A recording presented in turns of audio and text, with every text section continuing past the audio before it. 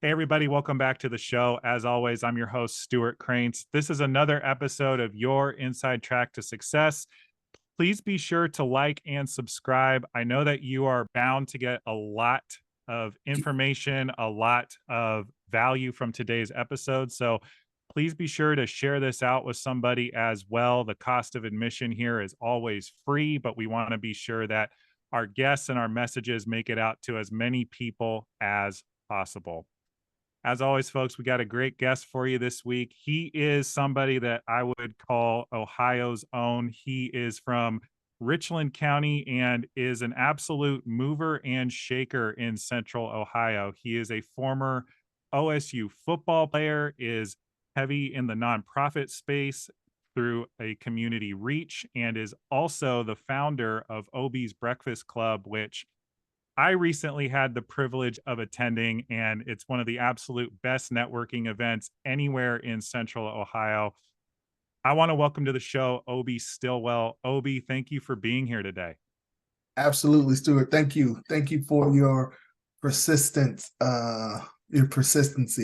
It's paid off, and I think it's a great win-win. So I'm really glad to be here. Thank you so much for having me.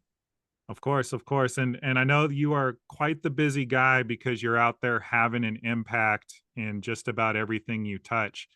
I'd love to kick it off though. You, for a lot of folks, got to live the dream. You got to suit up in the scarlet and gray for the Ohio State Buckeyes for a Yeah. couple of seasons. And tell me what that was like, achieving a goal, a dream that so many have that don't get to realize for themselves. Yeah.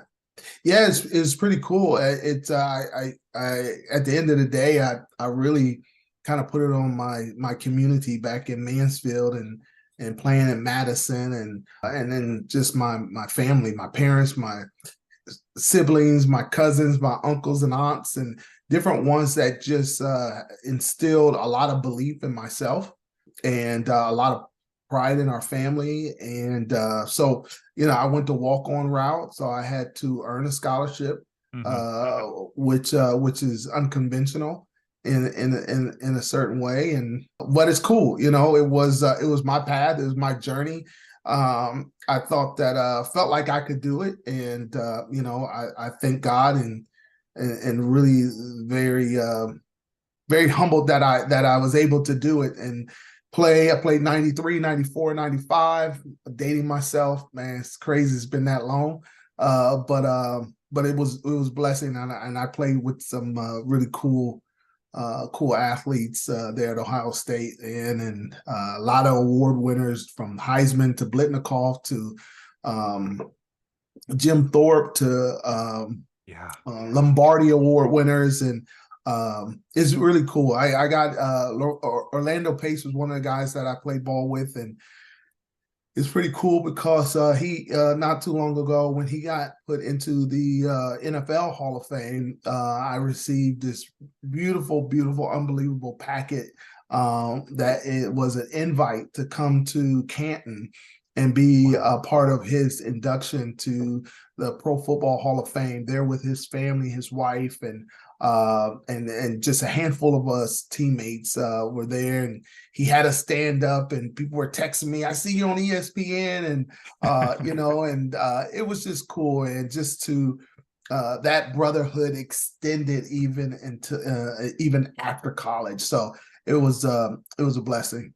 So yeah, Ohio State was a blessing, and it's good to be a part of that family. Yeah, no, absolutely. And clearly it continues to pay dividends over and over and over again with the relationships that you've developed. Tell me a little bit about work ethic, though, because you kind of nailed it. You were a walk on, which for the folks listening to this who maybe don't know what that means you had to earn your scholarship. You had to enroll in the university and fight for your spot and earn it over time. What did that teach you about work? What did that teach you about work ethic, and how has that transferred forward beyond your playing career? Um, man, um, I think it teaches me that work ethic is not something that is automatic. It's not something that you always feel like doing. It's a decision. It's a, you decide to work hard, you decide to grind. And most of the time what triggers that decision is a goal, right? And something out there that you feel like is worth obtaining. And it showed me too that there's layers to this. I mean, there's a lot of talented people out there. There's a lot of people that could run faster than me, that were stronger than me, that maybe were even more athletic than me, but work ethic somehow has a way of evening out the playing field. The ability to, maybe someone was maybe a step faster than me, but by the third quarter, I was catching them. And that has something to do with work ethic. By, or you may be fast in the first quarter or the second quarter, but are you fast in the third, and are you fast in the fourth quarter? When everybody gets tired. And I think it was Vince Lombardi that says fatigue does make cowards of us all. And that's one thing, that work ethic, working hard, grinding, working out when we didn't have to work out. I incorporated that as a part of my skill set, that I brought to the game, that I could go longer and harder than anyone else. And that was something that I believe is what separated me, and I was eventually able to get a scholarship, and I was playing as a first year walk on, and traveling and all that kind of stuff. So those type of things I was able to establish during the summer months. And they saw that, and the coaches, the opportunity was based off of things you were doing off the field. When you were conditioning and strength and conditioning, that's when they're trying to figure out who we're going to use and who we're able to put into the game. And so they might bigger, faster, stronger, what have you, but work ethic, I think, evened out the playing field. What are you willing to do when no one's watching? What are you willing to do to up your game? That's beyond what is asked of you, because I think that's the sweet spot. It's that extra piece. Boss tells you to make 20 phone calls a day, right? So, and some people struggle. Oh, I'm trying to, I may get to 10, or I may get to 15, or I got to 19, and then you get to ring a bell, you got to 20. But what about that person that's hitting 25 and 30 calls, right? Yeah. They're grinding. It's a different mentality. Yeah, and at a place like Ohio State, with just the pedigree of some of the players, lots of Hall of Famers. Obviously, you mentioned Orlando Pace. Is it different at those different levels? I mean, you grinded your way, made the roster, earned the scholarship, but do the Hall of Fame players that you got to play with, did that type of work ethic, was it set apart? Anything remarkable? Any stories you can share? In some players it was, in some players, you would be amazed at their social life and their eating habits and everything else. And you're like, they're all Big Ten, you know what I'm saying? And it's like, wow, and you just know that God has just gifted them at this next level. Now, if you take that gifting and then you put hard work on top of that, you typically get something, pretty amazing. And then, obviously what all athletes struggle with and pray for is that they can stay injury free, right? And so, yes. Staying injury free and having the talents, the gifts, and the abilities, and then you add on hard work to that. I probably one of the ones that I would say that had a work ethic is probably Eddie George, who won the Heisman Trophy. Yeah. I remember it was after I was done playing. Eddie was in his second year with the Tennessee Titans. maybe his first year with Tennessee Titans, because he started with the Houston Oilers, and because they were still going back then, and then they started Tennessee Titans. But I remember him and I did a football camp together, and I went over to the facilities, the Woody Hayes athletic facilities, to pick him up because we were going to go shake some hands with some sponsors to collect some checks, right? Of course. And yeah, so he was in town. He was working out with our strength and conditioning coach, Dave Kennedy, and a lot of the guys that played in the NFL would come back and work out with Coach Dave Kennedy. So there would be Raymond Harris, Robert Smith, Sean Springs, all these different guys that were in the NFL, and they would come back and work out and be in the indoor facility. So I was there, and I'm probably at least 12 guys, and I'm waiting for Eddie. And they get done with their workouts. Everybody's walking off the field, about to walk off the field, and Eddie goes to run another sprint, right? And when he goes to run another sprint, there's like 3 or 4 other guys that ran the extra sprint with him, right? So then he runs maybe 2 extra sprints just to get a little extra work in. And then they start walking towards the training room, and they're about to leave, and I'm standing there, and everybody's, hey, what's up? Oh, we're dapping up. Hey, what's up? And Eddie comes over and stands by me, and he's like, hey, what's up? And he's talking to me, but he's not really looking at me. I was like, what are you doing, bro? Like, and he's like, yeah, man, just, and he's like looking sideways, like, I'm like, what are you doing? And he's just standing there, just like acting like we're in this deep conversation. And what he was doing was waiting for everybody to go inside. And everybody went inside, and he said, I'll be right back. And he ran 2 extra sprints. Awesome. And he comes back, and he's like, they did my extra, so then I had to do extra. That's the work ethic, man. That's a different level, right? They're all in the NFL. They're all in their summer workouts, and there's some NFL guys aren't even working out. And then for him to do extra, right? That's great. But not if they did my extra. So now if they did my extra doesn't count. I got to do extra. Just a different mentality. Yeah, it's that Mamba mentality that Kobe Bryant coined, but doesn't cost any extra to work harder than somebody else. It's a little bit extra energy, but the dividends pay themselves over and over and over again. Yeah. Obie, I know that you are somebody that takes a lot of pride in connecting people, creating connections in the community. You founded the Breakfast Club that meets at the Horseshoe about every other month or so here in Columbus, Ohio. What was the genesis of that event, and what type of work did you need to put into place to get an event of that size started and off the ground?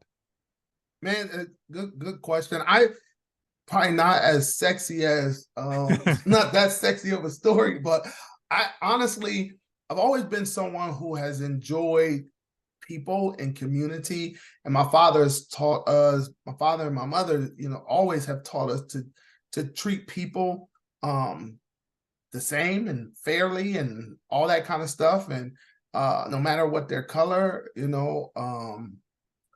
and where they're from, what's their background, it doesn't matter. And so probably back in like 2015, I was hanging out with some friends, and a couple friends were Black and a couple friends were white, and we were all kind of hanging out, and we were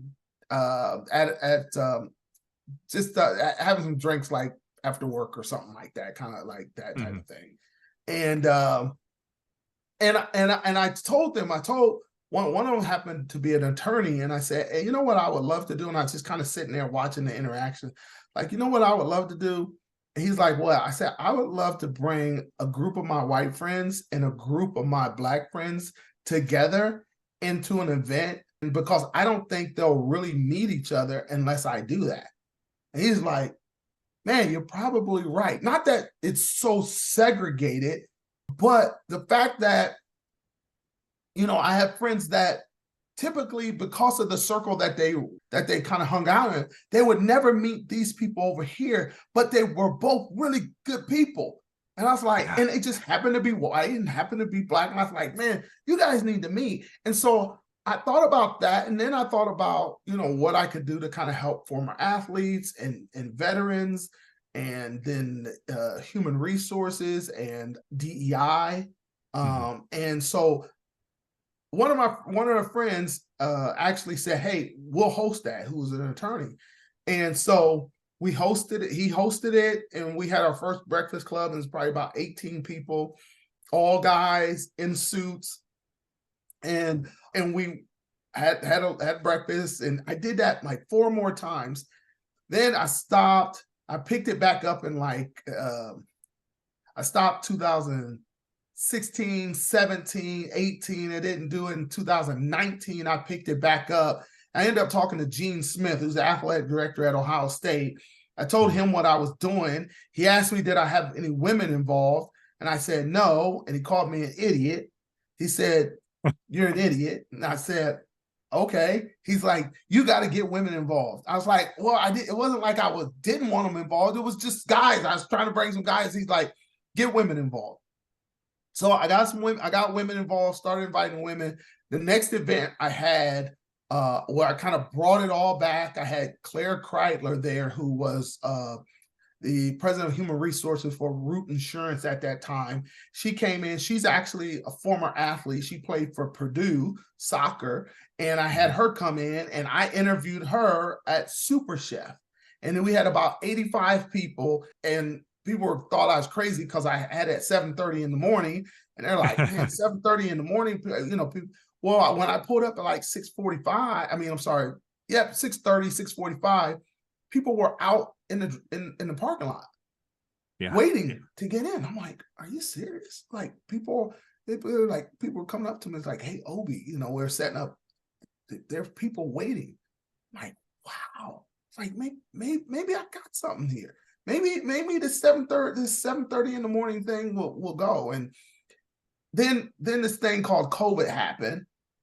And then so we had to cancel our next one and wait until all that. And then people were asking me, hey, Obie, when are you bringing it back as COVID kind of restrictions kind of lifted? And I was like, trying to figure out what venue where I was going to have it. And then bam, I had it in the recruiting room at Ohio State.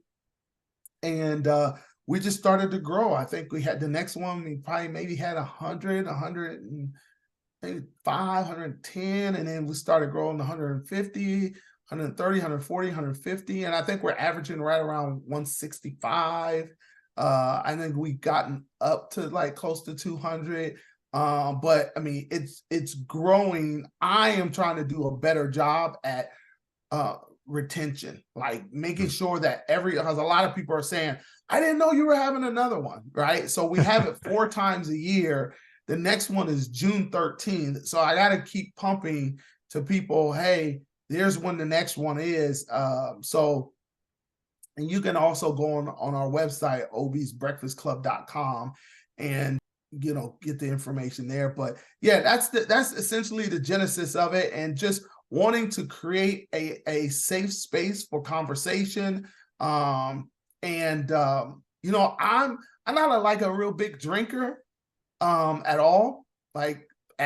So I was kind of tired of going out at happy hours and stuff like that, trying to get business. It was just kind of, I'd rather be at home with my family and stuff like that. It's just, I'm not just a night owl like that. And so I really just kind of selfishly, after the success in 2019 and in I kind of started thinking man, I'm just going to create my own tribe. Yeah. And I'm going to create my own tribe of really kind, considerate, intelligent, bright, innovative people from business, community, and government. And I'm going to bring those people together and I think they're out there, right? And I just didn't know. I felt they were out there, but I wasn't 100% sure if they were out there. But I had a feeling they were out there. And each time I have the event, it's an affirmation. It affirms what I thought. There's this passage in the Bible. It talks about when Christ fed, I think it was 5,000 with 2 fish and 5 loaves of bread. Have you ever heard of that? Yeah, Okay. absolutely. So it's interesting that kind of the heroes of the story is one, Christ, right? But then also the kid that had the 2 fish and the 5 loaves of bread, right? Mhm. Um, but the unsung hero of that story, in my opinion, is the people who had the hunger, Interesting. because the hunger ignited the kid who reached into his bag to pull out the 2 fish and the 5 loaves of bread. And it was the hunger that caused Christ to bless and multiply the food. So when I think about Obie's Breakfast Club, and they're like, man, Obie, you put this really super cool thing together, but it doesn't matter if the people don't have the appetite for it. So Right, it's the right. people that actually are the heroes each and every time we have that. The people are the ones who affirm the event. And I come home and I just look at my wife, and she's there. She helps. She's at the front. She puts the decor together and flowers and all that kind of stuff to make the room look pretty. And we come home, we just look at each other and we're like, whew, God did it again, Yeah, yeah. and it's like the people showed up, man, and the people desire and hunger for a safe space, a multicultural safe space to enjoy humanity, Mhm. and so yeah, that's what it's been, man. And it's just like I just had Homeland Security reached out to me.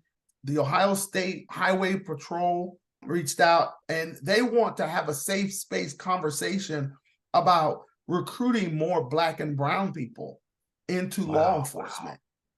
And so that's what we're working on. And it may be the June 13th conversation, but I think that's just an awesome, it's an awesome response to the type of people that have been in that room, that they would say, Obie, we think Obie's Breakfast Club is a safe space for us to bring this conversation.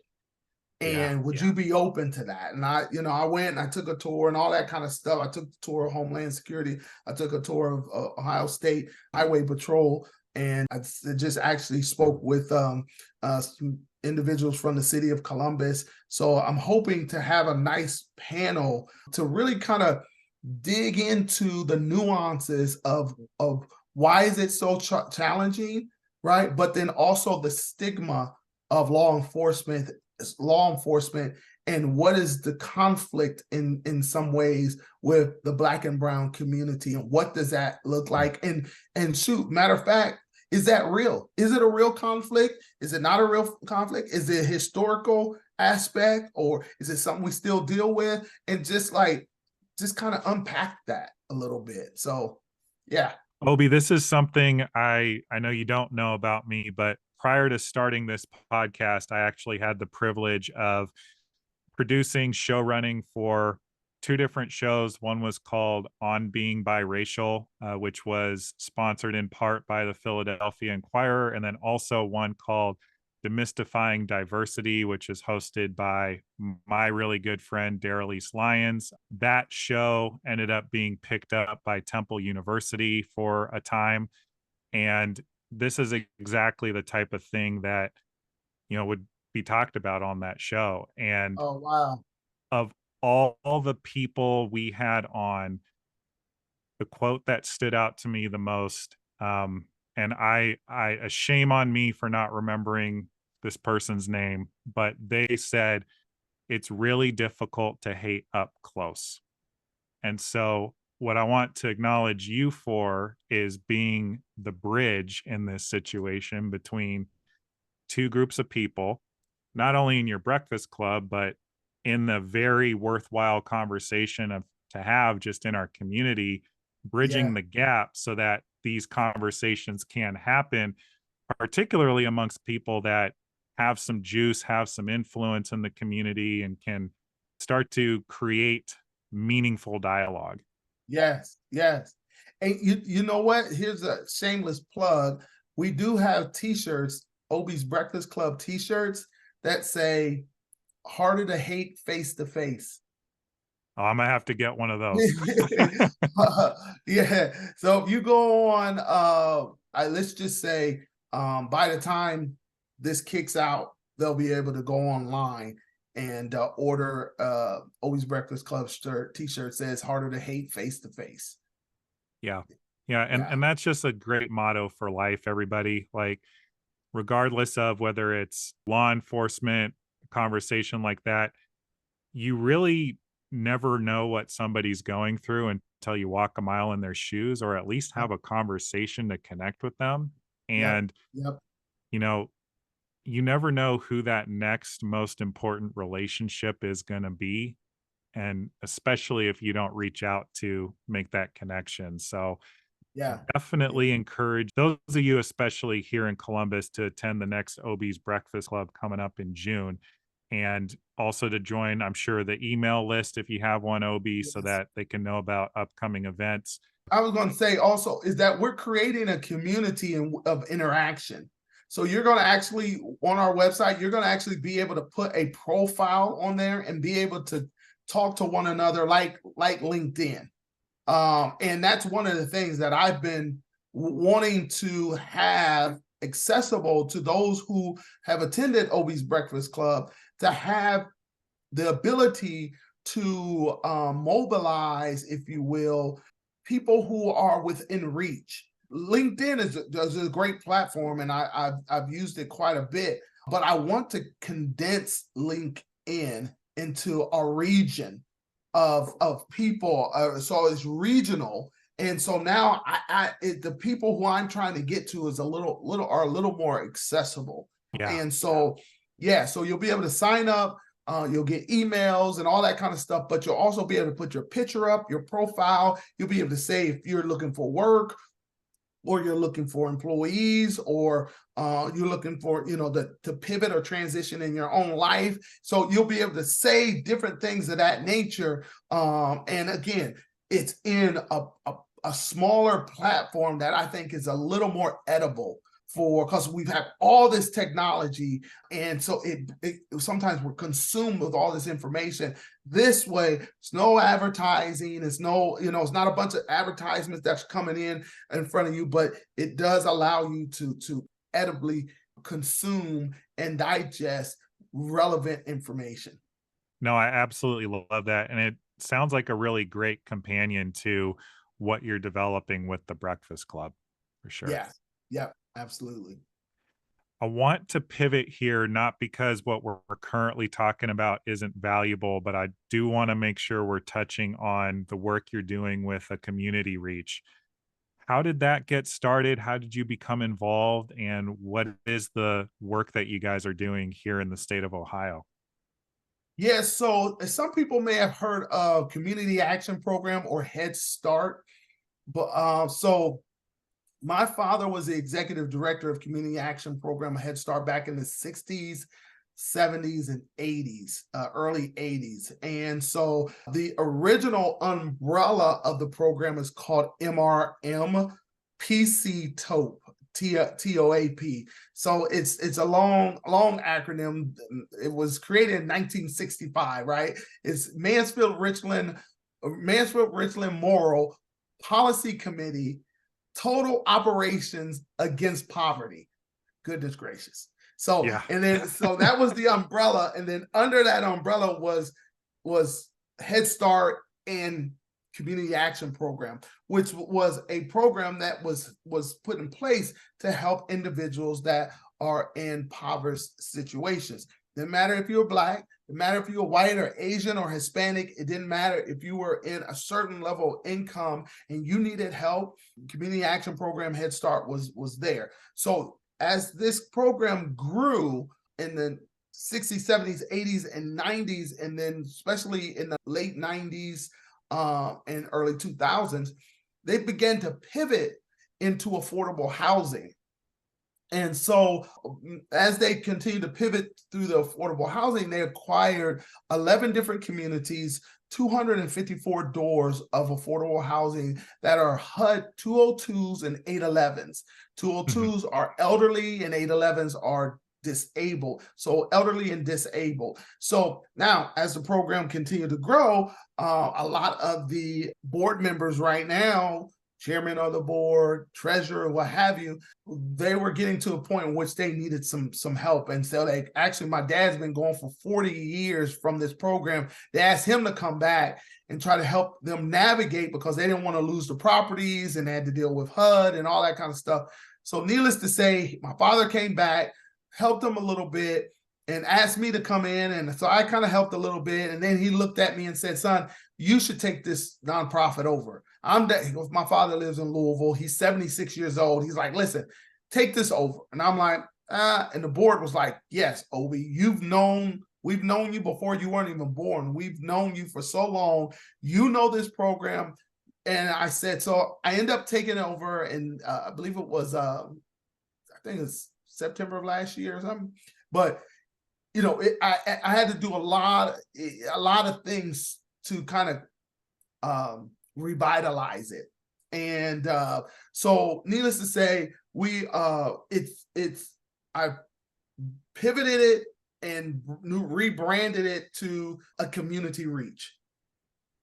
And you can go to a communityreach.com and actually look at all the things what we provide. But we have 5 pillars of impact, and that is affordable housing, access to healthcare and wellness, career and workforce development, education. And when we say education, we are interested in helping parents and students who are having challenges navigating a child that is eligible for IEP program and have been diagnosed with needing IEPs or 504s, right? And so Gotcha. that can be that stigma and that educational system can be kind of tough to navigate through. So we're helping that. And then we have recreation through MAS. I call it MAS, music, arts, and sports. So obviously I'm a sports guy, but I grew up in the church. My father was a pastor. I grew up in a holiness church where there was shouting, Pentecostal. So we had drums, we had bass, we had organ, we had piano. We had congas, the hand percussion. So I grew up around a lot of music, and so I believe. And then I'm in the arts. I love arts. I love artists and different ones, and so I really felt like sometimes when you get into sports, it's like you got to be one or the other. And it's like, no, the recreation can be sports related, but it also can be something that helps spark creativity through music, through arts. And so that's a community reach. So right now we actually have a program that we're working with Coca-Cola. I have a friend who's the senior director of the Coca-Cola Foundation. We're revitalizing. I kidnapped him. He's actually from Louisville, and I kidnapped him to come to Mansfield. I was like, hey, I need you to help me revitalize a park. And so his name is Morris Howard, great guy. And he's helping me revitalize the park. And then I reached out to 2 of us superintendents, one from Madison, which is school I went to, and then there's Mansfield Senior, and they're kind of like rival schools, right? And we played against each other in the whole 9. And so I reached out to the superintendents, asked them if they could connect me with the vocational schools, and I wanted that vocational departments to help me build pavilions out there, right? And so they were like, okay, well, who's going to pay for this? Blah, blah, blah. Anyhow, I brought the city in, Mansfield. Jody is the mayor. She's amazing. And so at the end of the day, the city said, well, Obie, if you can pull the vocational departments together and they can build them, we'll pay for the equipment and we'll pay for the materials. And if they'll do it. And I'm like, I mean, like, we were on the phone when Coca-Cola Foundation said that they were going to come to Mansfield, and I'm telling you, the room erupted with the mayor and the director of Parks and Rec and the director of safety and the engineers and stuff. There were tears flowing because Mansfield is in such dire need. My hometown is such dire need of not only a spark to move the needle in the aspects of community, but to follow through. We need momentum, and we needed a win. And instead of me coming in through our foundation and asking for something, I went to the city and said, okay, I thought about it. It's like, what can I do? Right. And what can I bring to the table? And so that's what I did. And so this thing is in motion. I actually got a text from my buddy from Coca-Cola 2 weeks ago, said the first check has been cut. Things are moving along. I talked to the director of Parks and Recreation, a buddy of mine who actually I went to elementary school with, Mark Abrams. So I've known him since like the 3rd grade, and he's now the director of Park and Recreation. And he said Coca-Cola has been amazing to work with. And so it's all happening. And they call me the dreamer. When we come into the conference room, we sit down and we talk like, oh, Obie's the dreamer. And I was like, yeah, I said, but you guys wouldn't have thought that I would have been able, if I told you a year ago that Coca-Cola was going to come to Mansfield and help us revitalize a park, would y'all believe it? And they're like, no, but it's happening. So it's a blessing. To God be the glory. Oh, that's such an amazing story. And I think it also just speaks volumes.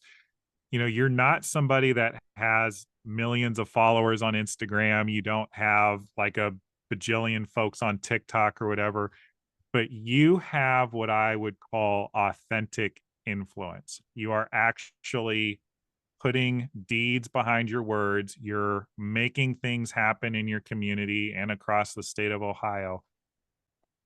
Two-part question. How does one develop the belief in themselves that they can do things like this? And also, what's your advice for anybody who has a dream like yours? Ooh, to have belief in yourself is, I think it starts from the outside in. You have to realize that anytime God gives you a vision, it is not your full responsibility to get that completed all by yourself. Wow. Period. Tell me more. It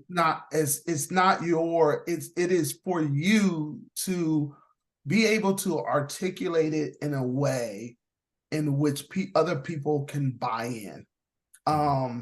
It's not because if it's big enough, you can't do it by yourself.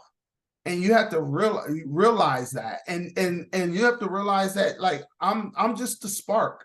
Like, literally at that, we all met. It was probably 12 different guys from various construction skill trade areas, and we met the other day in Mansfield, and there was a point in time in that where I shook everybody's hand and I said, hey, thank you so much for being here. I'm going to leave it to the people who are smarter than me.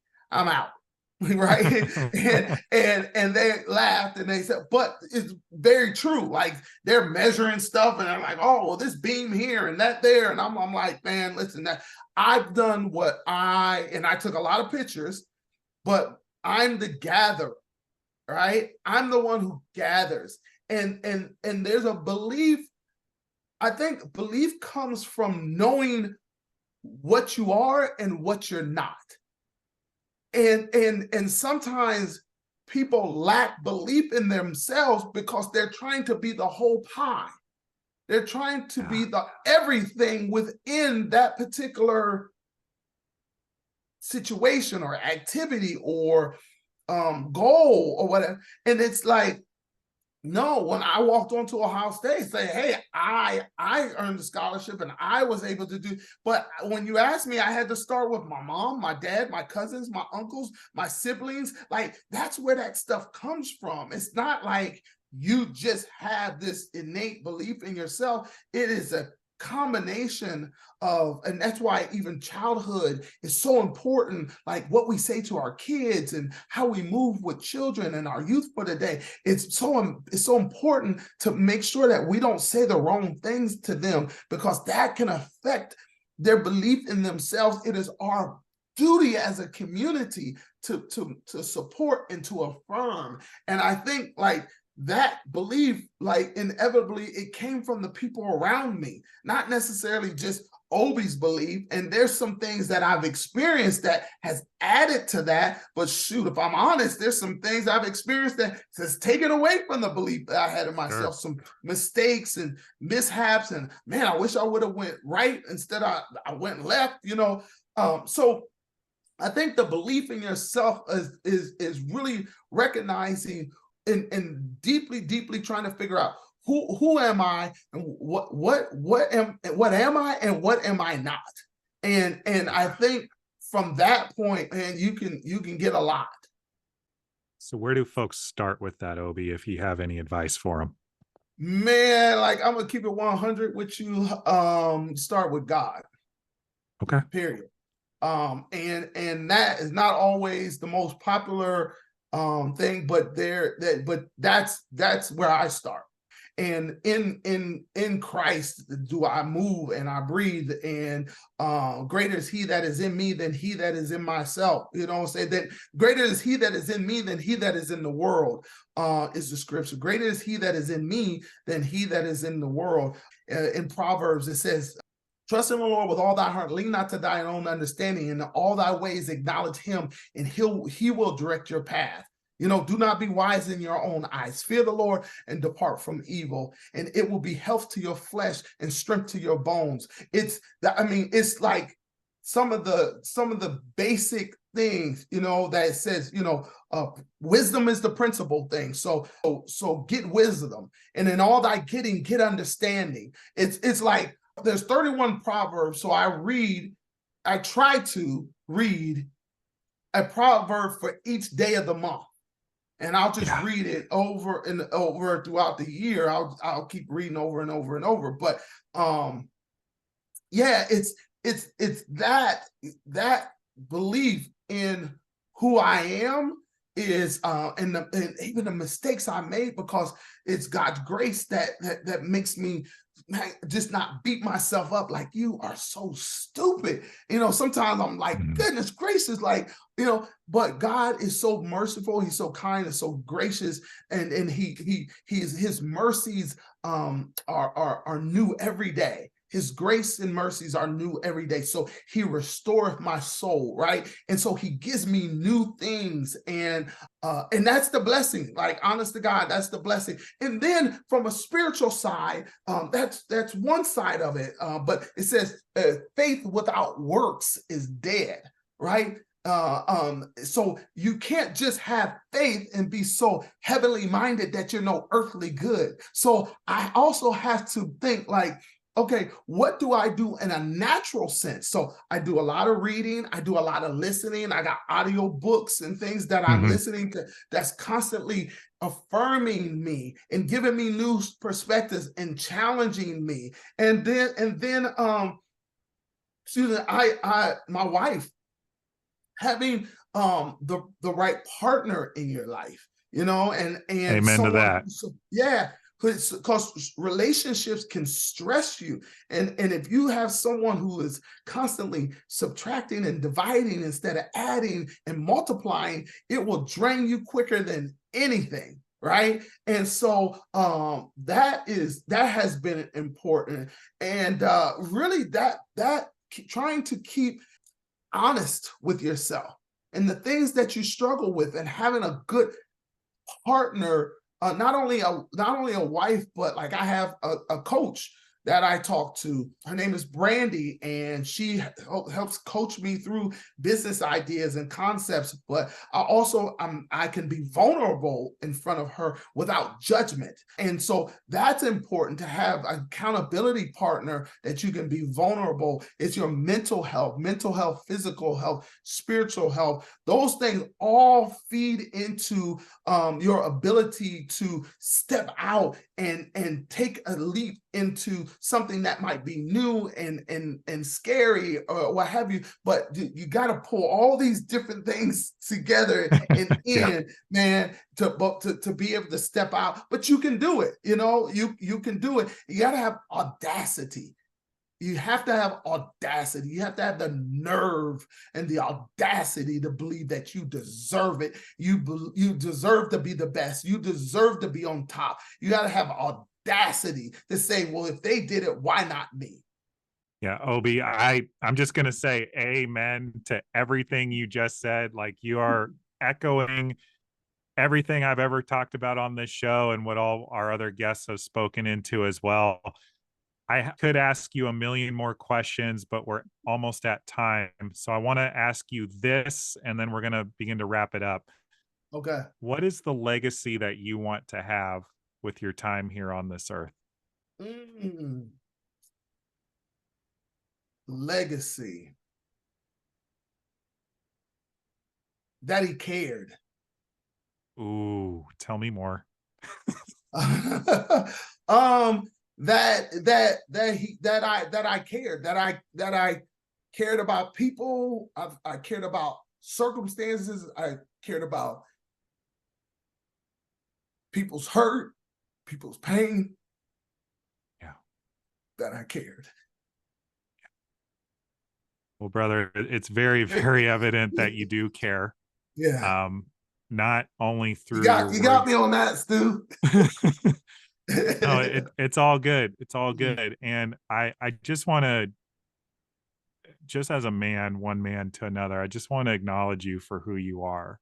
I came to know about you through Ian Crumpler. He's Yeah. photographer that does the Yeah. photos for your Breakfast Club. Die. He did my wedding. Oh Uh wow. Awesome. yeah. And just hearing about you, I just knew I had to get to know you and meet you. So it's actually an honor and a blessing to have you here on this show today. And I know that you are going to continue to do amazing, impactful things here in the state of Ohio and beyond if you feel called. Yeah. And I just Mhm. want to thank you for all you poured into the listeners on this show today because, dude, this was like one of the most real and amazing conversations I've been blessed to have. So truly thank Thank you you. for honoring us with that. And Yeah. the the very last thing I just want to ask you is, what are you acknowledging yourself for today? What am I acknowledging myself for today? I would probably say I acknowledge myself for um, making a great decision in who I chose to be my wife for the rest of my life. Yes. I think if I got everything else wrong, um, I got this one right, and it makes all the difference. It makes all the difference in the world. Ups and downs, all arounds, and it just it's she's my ride and die, man. She's my ride or die, and I think that it's cool. It's cool to be to that little ride home to anticipate seeing the person that you care about and you love, man. Like anybody listening, like be patient, like get that. I want you to be able to live in that. Um, and it's not that mean everything's perfect. It just means that person is the pursuit of each other's love is perfect. You can there's certain things may not, but the pursuit perfect, and I think we pursue each other perfectly. And it's that's I'll acknowledge myself for making a good decision with that. What's your wife's name? Heather. Shout out to Heather. One of my Yes. all-time favorite quotes, and I don't remember where I got this, but behind every strong man is an immensely stronger woman. And so Yes. I have not had the privilege of meeting Heather, but if you're married to her, she's got to be absolutely phenomenal. So Thank sh- you, man. She shout is. shout out to you and your family, and thank you again so much for being here today. Truly. Yeah, thank you. Thanks for having me, brother. And I'm looking forward to seeing you at the next Breakfast Club. Oh, I'll be there. I'll be bringing my wife Jennifer for sure. Oh, And great. it's gonna Great. be it's gonna be a lot of fun. I can't wait. And folks, for those of you listening to this, definitely check it out. If you are anywhere near Central Ohio, come to the next one, June 13th, obiesbreakfastclub.com. We will be sure to link that out in the show notes, the description, anywhere else you find this episode. And folks, this has been another amazing conversation here on Your Inside Track to Success. I'm your host, Stuart Cranes. We will catch you next week with another amazing guest or message. We'll see you there.